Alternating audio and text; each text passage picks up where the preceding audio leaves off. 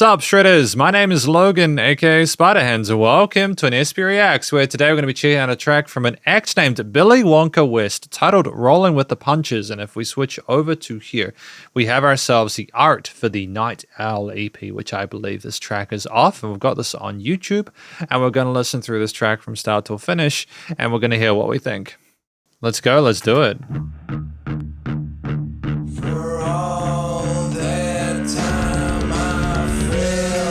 Oh man, that's a really unique tone. Very grungy, very early 90s.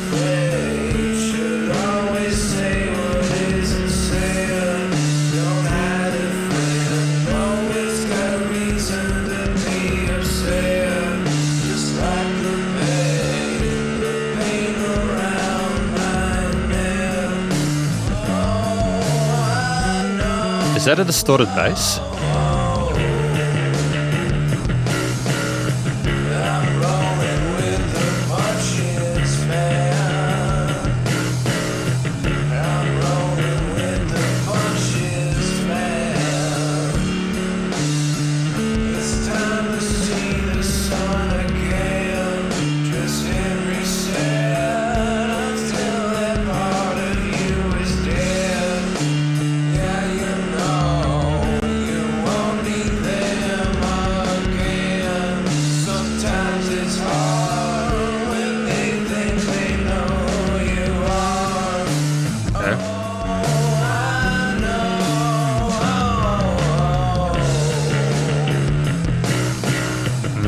I like the organic nature of the performance as well.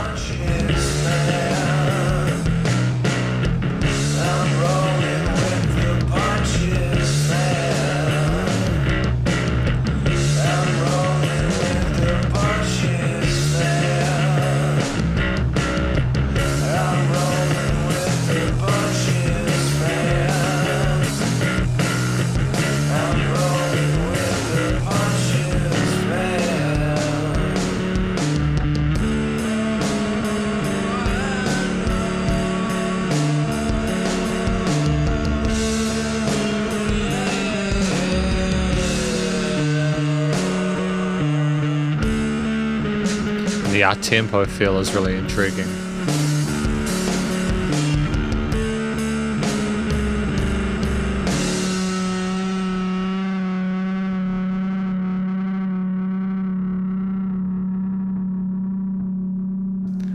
What are we going to do for the rest of it, though?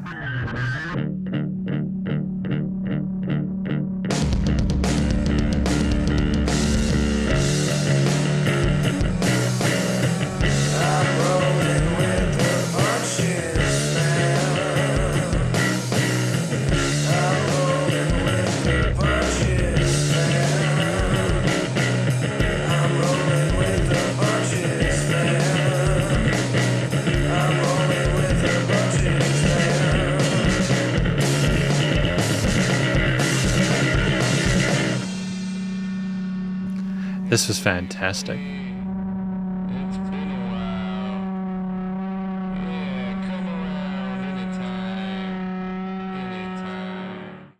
Sorry, I was just trying to catch it before it finished in case it went to another video.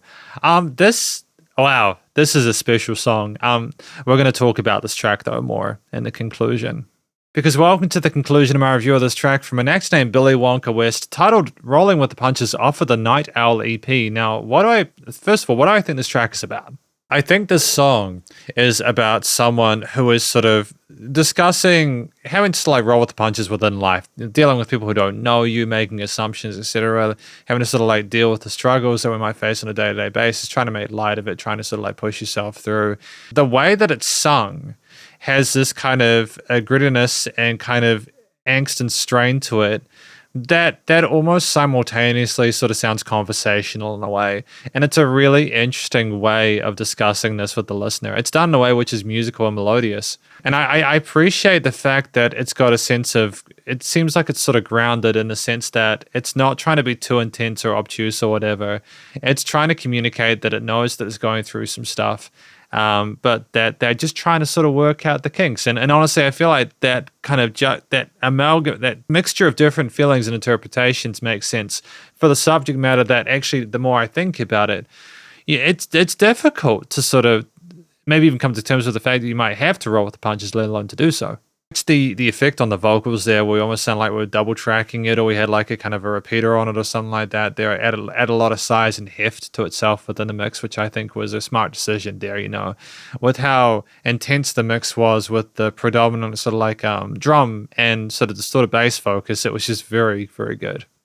And I think the technique that you showed there on the mic made sense for the genre and the style of it, and it was also sung well. And I that part on the left there where sometimes the vocals went to the side there, it was just an interesting decision there. It was just a bit of kind of a fun thing at the end. That was like, oh well, we're doing this now. We were really sort of like working with our sound design.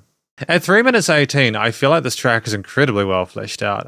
Part of it is that the first 2 minutes is combination, I think, if I'm not mistaken, of different electric bass or distorted bass parts with the drum kit. And it's a very organic sort of acoustic performance there. There are some parts where occasionally we're like a little bit out, but I think it's done in a way where it seems like it's done very well. And what I mean by that is, if they had tried to sort of beat Detective Ed and make it so that the drums were perfectly in time with the bass, it just would have felt fake. It was such a real performance that you could hear the people in the room jamming together, granted, I think it should be noted that my understanding is that Billy Wonka West is actually a solo musician, so they're responsible for all of this, which makes it even more impressive and genuinely well done.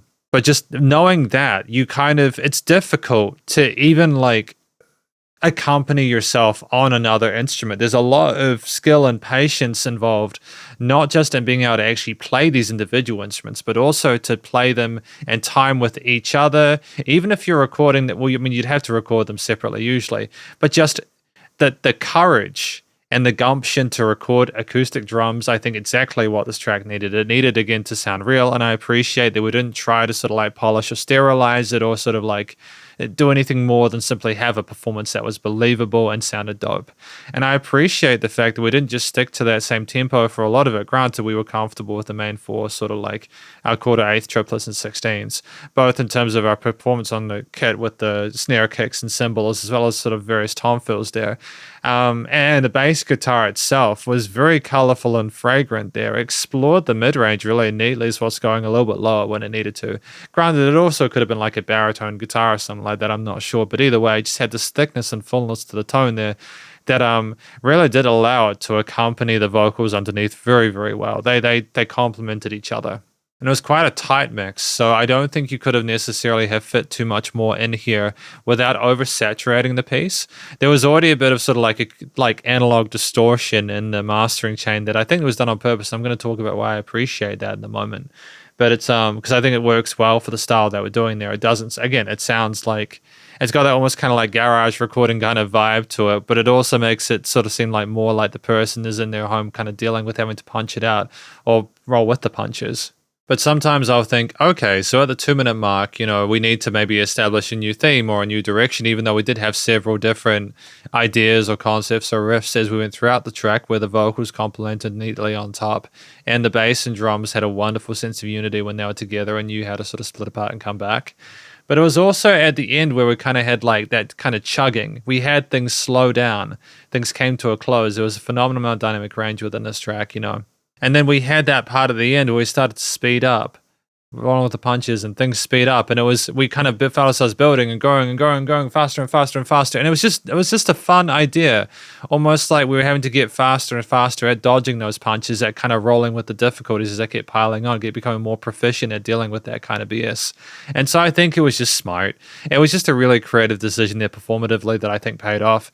And in addition to that, it was captured elegantly. And I think that despite the harshness of some of the tones and textures within this, the actual theme itself was relatively accessible and really kind of quaint in a way. There was some interesting sort of modal choices there with the melodies that made it sort of softened some of the majors and minors in there to form a sense of equilibrium, not to a sense of melancholy, but in a way where it's we were dealing with stuff, but we also knew we weren't trying to make it too intense. And I think it was a great use of the 3 minutes 18 in terms of real estate, structurally, performatively, etc.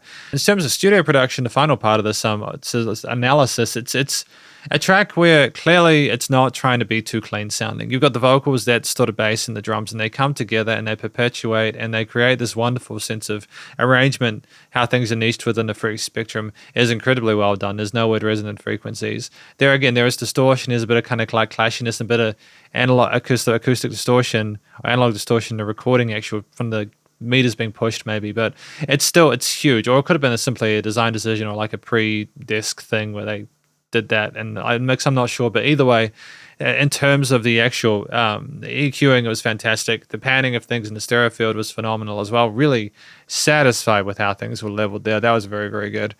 And so just finally, it's loud, nice and loud without pumping, but it's the bus compression limiting is handled. It's a track that also, again, it comes down, it's not the same intensity all the time. And it's wonderful. And if this is the first track off of the EP, I look forward to the rest.